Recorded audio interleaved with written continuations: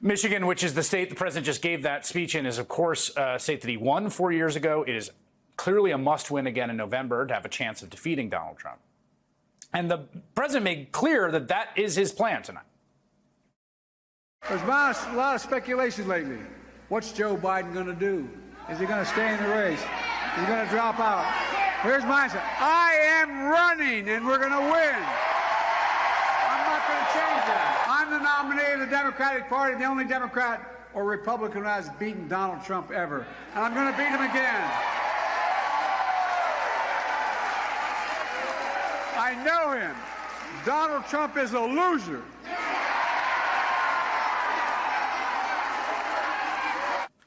That speech happening this evening on a very packed day for the president earlier in the day on a tense call with congressional Democrats. He said, I'm going to go out, let people touch me, poke me, ask me questions. And today, as he got back into retail politicking, there were flashes of Joe Biden, the veteran campaigner. My dad used to say, Joey, a job's about a lot more than a paycheck. It's about your dignity. It's about respect. It's about being able to look your kid in the eye and say, honey, it's going to be okay, and mean it. And that's what it's all about.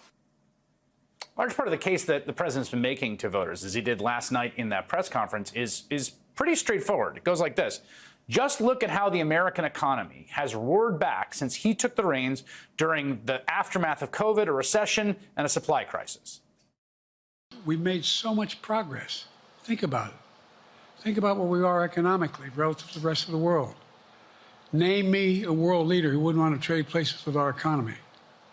We've created over 800,000 manufacturing jobs, 1.5 million. So things are moving. And he's not wrong. For months, experts have been calling the U.S. economy, these are not partisan folks, these are just people that analyze this stuff for a living, calling the U.S. economy the envy of the world. It's grown at a far faster rate than any other large developed economy on Earth.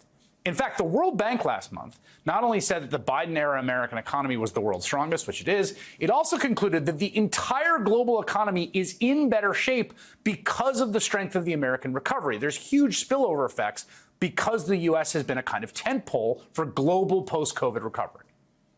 When you consider where we stood in 2020, Biden's tenure has been the most successful macroeconomic stewardship of any president in my lifetime. And many of those economic successes have come through in headlines in just the past 3 weeks, though, of course, you may have missed them for some reason. Just yesterday, new government data showed that inflation was cooling beyond almost all economists' expectations. Prices on everything from cars to groceries are down. Rent, crucially, which has been a real source of pain for people and growing really quickly, is finally stabilizing. Rent is finally stabilizing. For the first time in 4 years, overall prices are down last month on a month-to-month basis, not rising at a slower clip, but actually declining. The Fed now might even cut interest rates before the election. A few days earlier, a study highlighted by the New York Times concluded that America's so-called left-behind counties, the once great manufacturing centers and other distressed places that struggled mightily at the start of the century, have staged a remarkable comeback. In the last 3 years, they added jobs and new businesses at their fastest pace since Bill Clinton was president. So the economic growth is not just helping big cities, it's not just helping urban professionals. In regions like Bay County, Michigan, Lackawanna County, Pennsylvania, where President Biden was born, the job markets are strong. Wages are up in real terms. And today, markets rally, with all three major stock indexes closing near their all-time highs. And much of this is thanks to Joe Biden, the president, and his economic policy agenda. A man who entered office facing a really difficult situation and a whole bunch of hard choices. The Biden White House has not just addressed cyclical concerns like the high unemployment when they took over during COVID and the subsequent inflation. It's actually moved America away from the worst excesses of the economic model that dominated for decades, a model that was based on low-wage work, huge outsourcing, and gutting the American manufacturing base. Biden has improved on all of those. Inequality has shrunk. Wages at the bottom are up the most. He's also been building towards a green transition heavy industry. All of this is a record. Like I said, it's the best economic management of any president in my lifetime. It's a record to justly be proud of. And it has been an enduring obsession of mine and this show that the Biden presidency has delivered all of this, and his approval rating hovers around 37%. That's not a good number. That's on par with Jimmy Carter and George H.W. Bush, who both lost their re-election bids, but crucially, who are presiding over very weak economies. They had nowhere near as strong a record on the merits to run on as Biden does. And so what's the deal? There's a lot of things we've talked about on the show. There is one seemingly straightforward explanation, which is that a lot of people, roughly 2/3 of voters in recent polls, think that Biden is too old to serve another term as president. That acts as a kind of anchor. And that perception colors everything. And it explains in some ways why so many Democrats are so worried about Biden at the top of the ticket. They basically reason that if you have this kind of record as a president and you're still down the polls, is there any hope? And the irony, of course, is that this exact same set of facts also explains Biden's perspective, where he says, look, I have a unique set of skills I brought to bear on the presidency, 50 years of experience. I've accomplished a whole bunch of things that no one said we could get done that would have been difficult for anyone else to accomplish by dint of the fact that I've literally been doing it for 52 years. In fact, he said as much in that press conference last night. And what I realized was my long time in the Senate had equipped me to have the wisdom to know how to deal with the Congress, to get things done. We got more major legislation passed that no one thought would happen. And I want to finish it, to get that finished. So that is the conundrum in a nutshell. At least it's the challenge, if nothing else. The president has been good at governing, at getting legislation done on economic management and stewardship and leadership. In part, I think, because he has more experience than anyone else.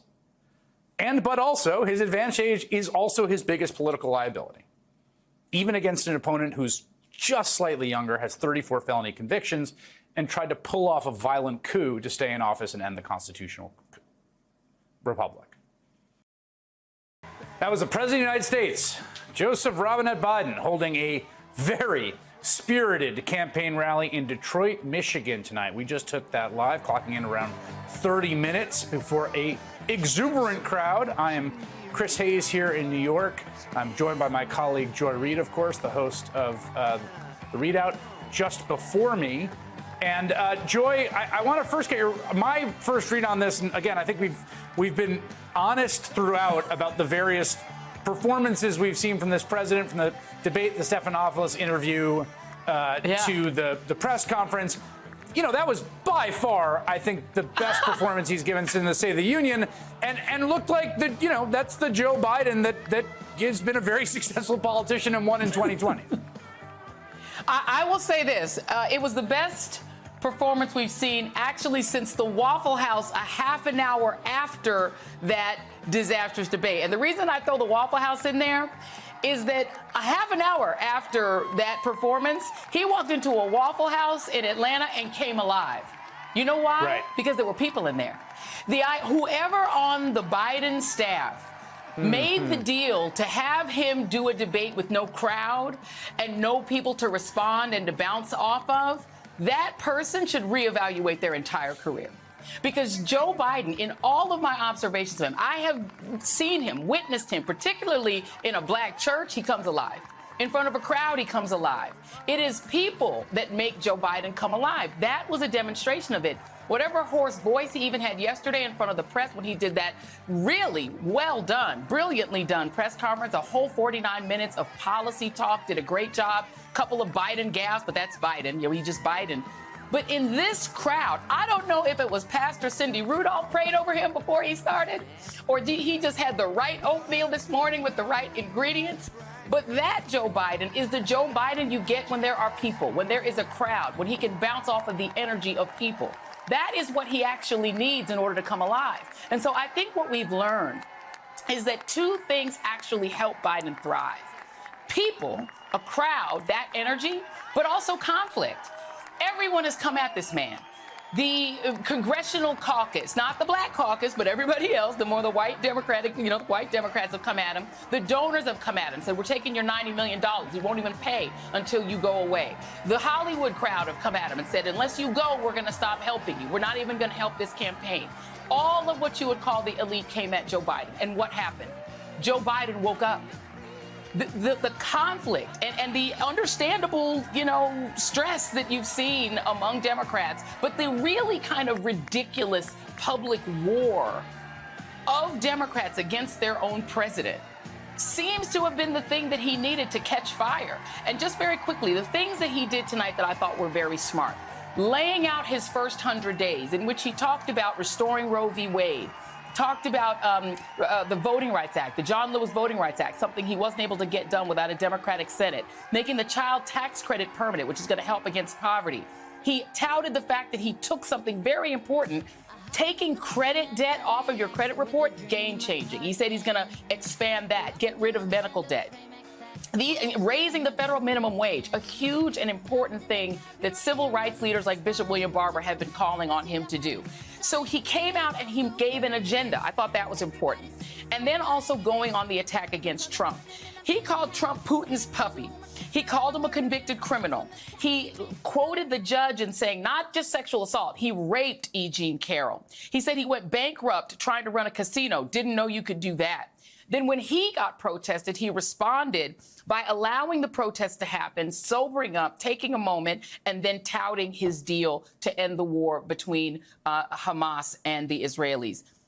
This was well done. I can't say anything other than that's the Joe Biden who I think Democrats who might be nervous needed to see. And for Democrats who doubted him, that was the come at me, bro, Joe Biden. He ain't going nowhere.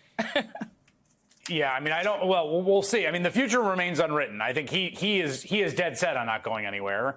Nope. He was, to me, that was also the most comprehensive thesis of the campaign. Like, we haven't, since the State of the Union, that was like, it's like, what's the campaign? It's like, that's the campaign. That speech is the campaign. Yeah. It's 30 minutes. It's Joe Biden Joe Biden has a strong record. Joe Biden has a vision for the future. Your point about the next 100 days. And Donald Trump is a menace. And all of that, the contrast, Donald Trump is a menace, sort of just completely unloading on the guy in every possible way. January 6th, sexual assault.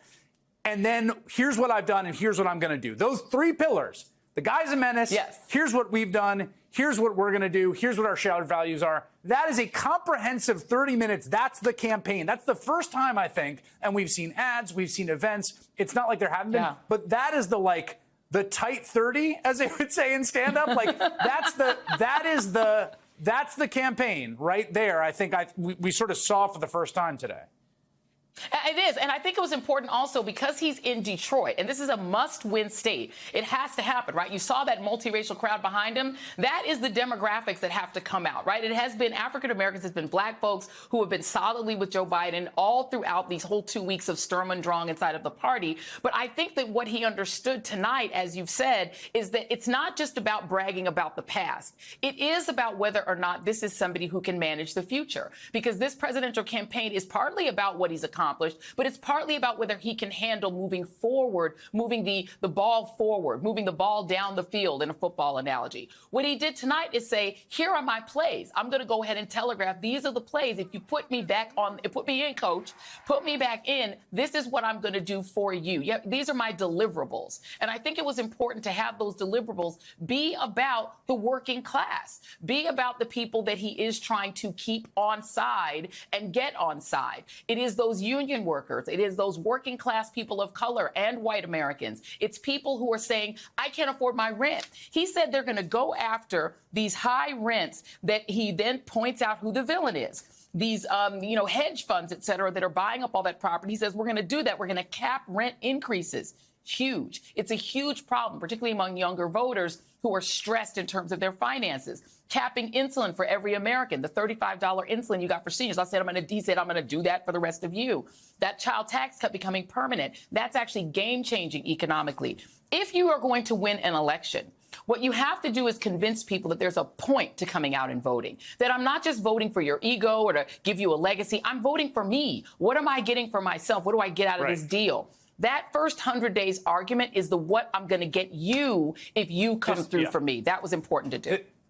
Yes, elections are about the future. We've been saying this the whole time, but it's so important and so true. And I think it has been a bit missing in all the campaign stuff, even in the discussion of the record, which is, as we report on my show all the time, quite good. It's about the future. Joy Reid, thanks for sticking around. Indeed. Appreciate it. Thank you. Okay, bye. In the aftermath of the first presidential debate and calls from some Democrats for President Biden to step aside, we've seen heightened focus on his potential replacement, Vice President Kamala Harris. Last night, the president himself highlighted her readiness for the job. I wouldn't have picked her unless I thought she was qualified to be president. From the very beginning, I made no bones about that. She is qualified to be president. That's why I picked her. That comes amid new polling finding Harris running as well, or in some cases better than Biden, in a head-to-head matchup with Donald Trump. In one of those surveys out this week, Harris leads Trump 49-46, while Biden is behind 46-47, although we should note that's all right around the margin of error. Donald Trump seems to believe that Harris could be a real threat. The New York Times reports his team is planning to go after her at the Republican convention next week, working more attacks into the speeches and messaging. Trump's conservative allies are also ramping up their attacks on the first female vice president, a woman of Indian and Jamaican descent. And the rhetoric is, well, gross and getting worse.